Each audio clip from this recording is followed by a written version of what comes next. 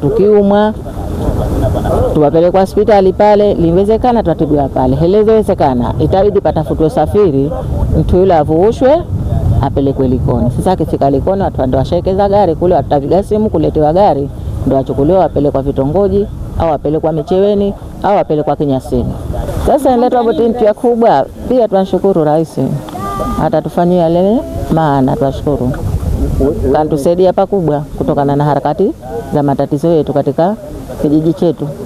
Ile stage ambayo tulikuwa tuko nao zamani Kojani na sasa hivi ni mabadiliko makubwa sana. Mimi nasema hivi kwa sababu ilikuwa zamani tunahitaji kwamba mgonjwa hata kama kachukua na homa ya kawaida anatoka kuvushwa Kojani kupelekwa Wete au sehemu nyingine. Lakini sasa kwanza tunamshukuru katujengea hospitali. Kuingia kwa Hussein Mwalimu Mwinyi madarakani tumeona vitu vingi na vizuri sana. Mimi ninachokizungumza na kiwa pia ni mgombea wa vyama vidogo vya siasa, mimi nimeridhika na maendeleo ambayo Mheshimiwa Dr. Mwinyi anayaleta. Mimi ni mgombea ubunge jimbo la Kojani chama cha ADC, lakini pia ambacho chote tunachofanya sisi kwamba tumesimama na tunafurahika. Kwanza niseme ni amani ya nchi yetu Tanzania.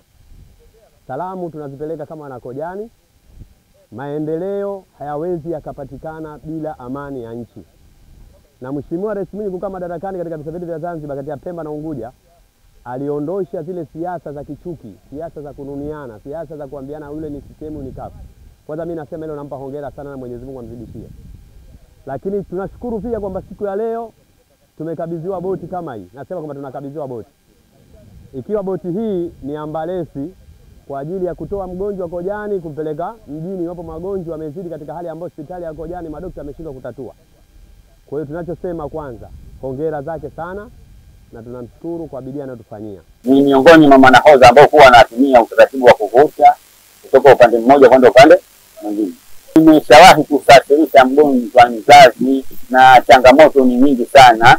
Huwa kama vile maji yametoka yamebaki kwenye bahari, huwa wengine huwa shuhuda kabisa, kitendo kabisa mzazi anajifungulia kwenye mwamba, inakuwa shida inatupata, pengine usafiri wa gari shida tabu, washawahi kabisa kujifungua kwenye nyamba ya bahari. Lakini ndio kama hivyo tulikuwa tunahitaji kwa muda mrefu mkubwa sana Mheshimiwa tuletee vyombo kama hivi ndio usafirishaji wa wagonjwa hawa.